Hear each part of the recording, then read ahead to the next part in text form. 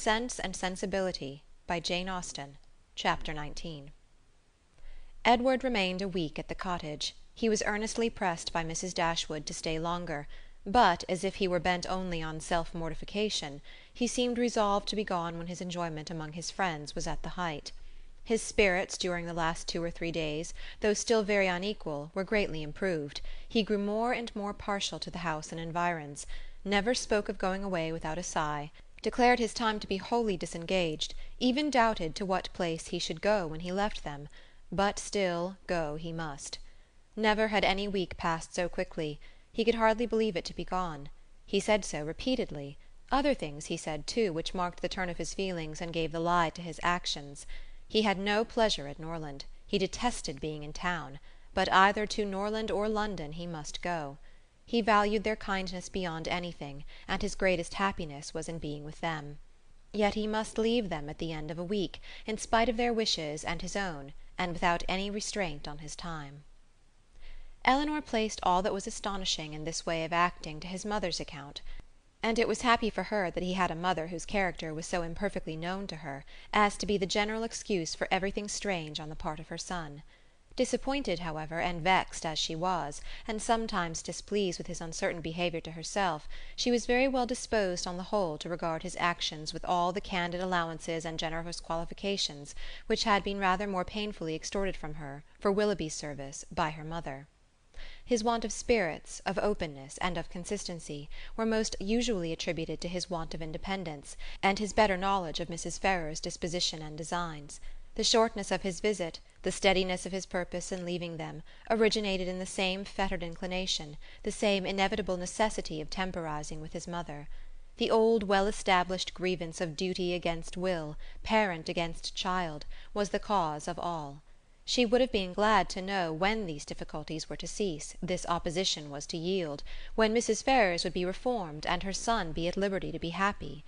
But from such vain wishes she was forced to turn for comfort to the renewal of her confidence in Edward's affection, to the remembrance of every mark of regard in look or word which fell from him while at Barton, and above all to that flattering proof of it which he constantly wore round his finger.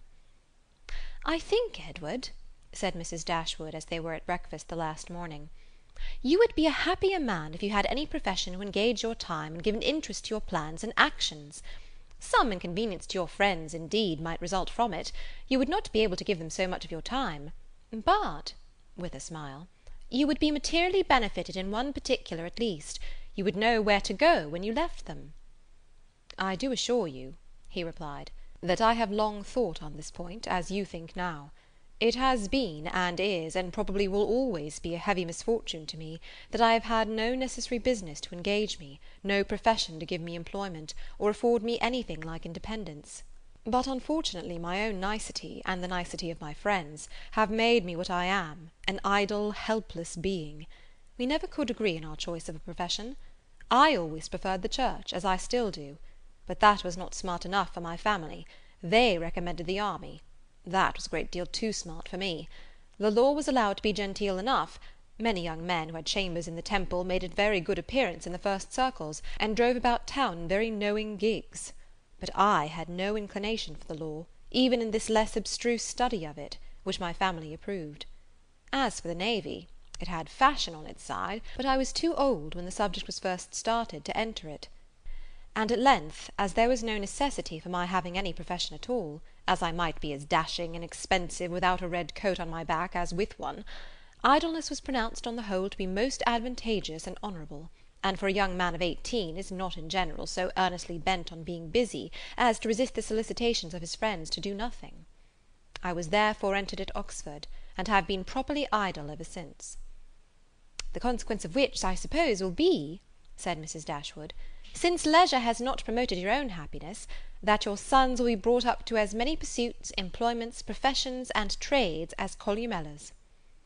"They will be brought up," said he, in a serious accent, "to be as unlike myself as is possible, in feeling, in action, in condition, in everything."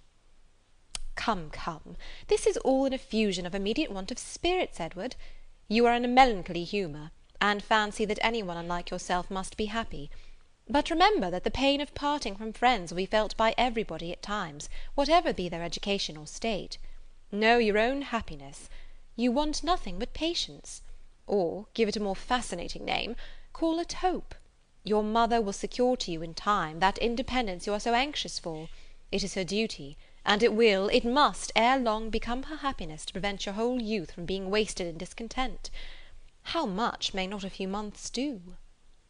"I think," replied Edward, "that I may defy many months to produce any good to me."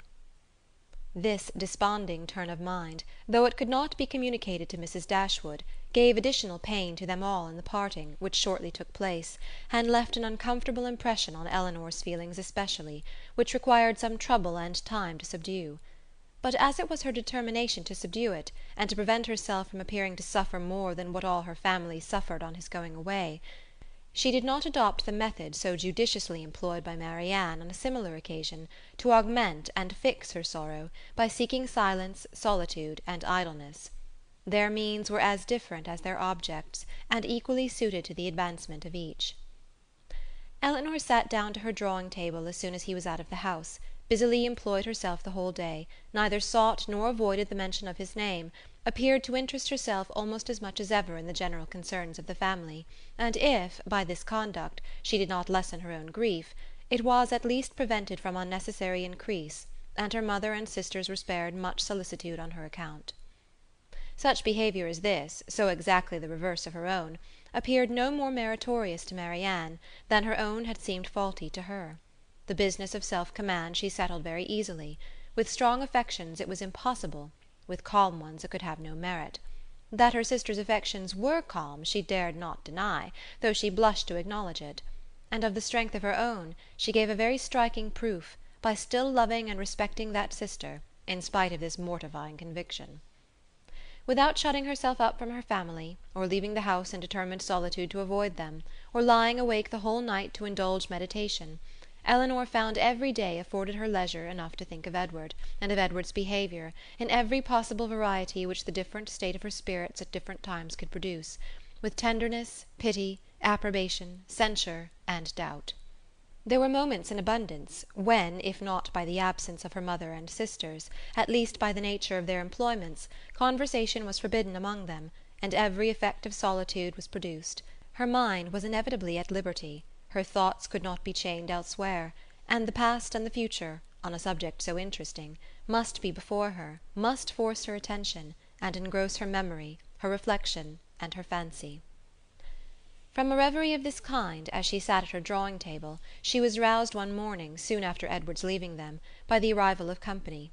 She happened to be quite alone. The closing of the little gate at the entrance of the green court in front of the house drew her eyes to the window, and she saw a large party walking up to the door. Amongst them were Sir John and Lady Middleton, and Mrs. Jennings, but there were two others, a gentleman and lady, who were quite unknown to her. She was sitting near the window, and as soon as Sir John perceived her, he left the rest of the party to the ceremony of knocking at the door, and stepping across the turf, obliged her to open the casement to speak to him, though the space was so short between the door and the window as to make it hardly possible to speak at one without being heard at the other. "Well," said he, "we have brought you some strangers. How do you like them?" "Hush, they will hear you." "Never mind if they do. It is only the Palmers. Charlotte is very pretty, I can tell you. You may see her if you look this way." As Elinor was certain of seeing her in a couple of minutes without taking that liberty, she begged to be excused. "Where is Marianne? Has she run away because we are come? I see her instrument is open." "She is walking, I believe." They were now joined by Mrs. Jennings, who had not patience enough to wait till the door was opened before she told her story. She came hallooing to the window. "How do you do, my dear? How does Mrs. Dashwood do? And where are your sisters? What, all alone? You'll be glad of a little company to sit with you. I have brought my other son and daughter to see you. Only think of their coming so suddenly. I thought I heard a carriage last night while we were drinking our tea, but it never entered my head that it could be them. I thought of nothing but whether it might not be Colonel Brandon come back again. So I said to Sir John, I do think I hear a carriage. Perhaps it is Colonel Brandon come back again." Elinor was obliged to turn from her in the middle of her story, to receive the rest of the party. Lady Middleton introduced the two strangers. Mrs. Dashwood and Margaret came downstairs at the same time, and they all sat down to look at one another, while Mrs. Jennings continued her story as she walked through the passage into the parlour, attended by Sir John. Mrs. Palmer was several years younger than Lady Middleton, and totally unlike her in every respect. She was short and plump, had a very pretty face, and the finest expression of good humour in it that could possibly be. Her manners were by no means so elegant as her sister's, but they were much more prepossessing. She came in with a smile, smiled all the time of her visit, except when she laughed, and smiled when she went away. Her husband was a grave-looking young man of 5 or 26, with an air of more fashion and sense than his wife, but of less willingness to please or be pleased. He entered the room with a look of self-consequence, slightly bowed to the ladies, without speaking a word, and after briefly surveying them in their apartments, took up a newspaper from the table, and continued to read it as long as he stayed.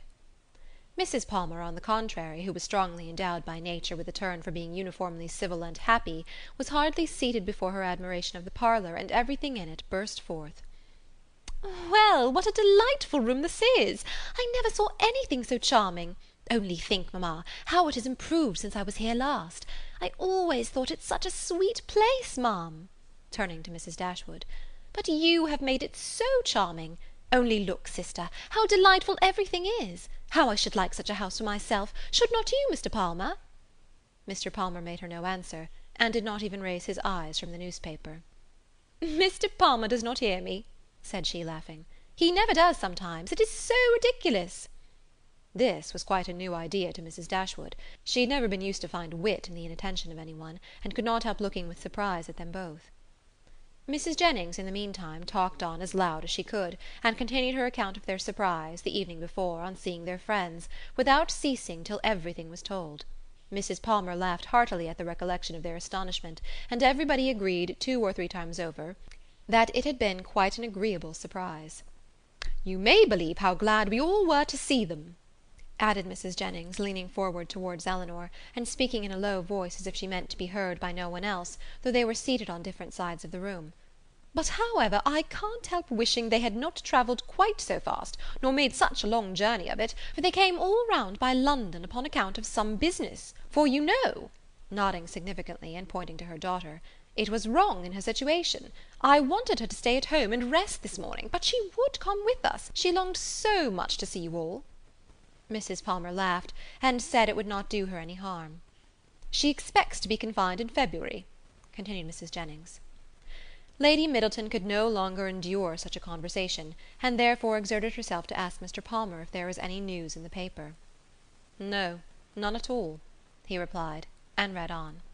"Here comes Marianne," cried Sir John. "Now, Palmer, you shall see a monstrous pretty girl." He immediately went into the passage, opened the front door, and ushered her in himself. Mrs. Jennings asked her, as soon as she appeared, if she had not been to Allenham, and Mrs. Palmer laughed so heartily at the question as to show she understood it. Mr. Palmer looked up on her entering the room, stared at her some minutes, and then returned to his newspaper. Mrs. Palmer's eye was now caught by the drawings which hung round the room. She got up to examine them. "Oh, dear, how beautiful these are! Well, how delightful! Do but look, mamma, how sweet! I declare they are quite charming. I could look at them for ever." And then, sitting down again, she very soon forgot that there were any such things in the room. When Lady Middleton rose to go away, Mr. Palmer rose also, laid down the newspaper, stretched himself, and looked at them all round. "My love, have you been asleep?" said his wife, laughing. He made her no answer, and only observed, after again examining the room, that it was very low-pitched, and that the ceiling was crooked. He then made his bow, and departed with the rest. Sir John had been very urgent with them all to spend the next day at the park. Mrs. Dashwood, who did not choose to dine with them oftener than they dined at the cottage, absolutely refused on her own account. Her daughters might do as they pleased. But they had no curiosity to see how Mr. and Mrs. Palmer ate their dinner, and no expectation of pleasure from them in any other way. They attempted, therefore, likewise, to excuse themselves. The weather was uncertain, and not likely to be good. But Sir John would not be satisfied. The carriage should be sent for them, and they must come. Lady Middleton, too, though she did not press their mother, pressed them. Mrs. Jennings and Mrs. Palmer joined their entreaties. All seemed equally anxious to avoid a family party, and the young ladies were obliged to yield. "Why should they ask us?" said Marianne, as soon as they were gone. "The rent of this cottage is said to be low, but we have it on very hard terms if we are to dine at the Park whenever any one is staying with them, or with us."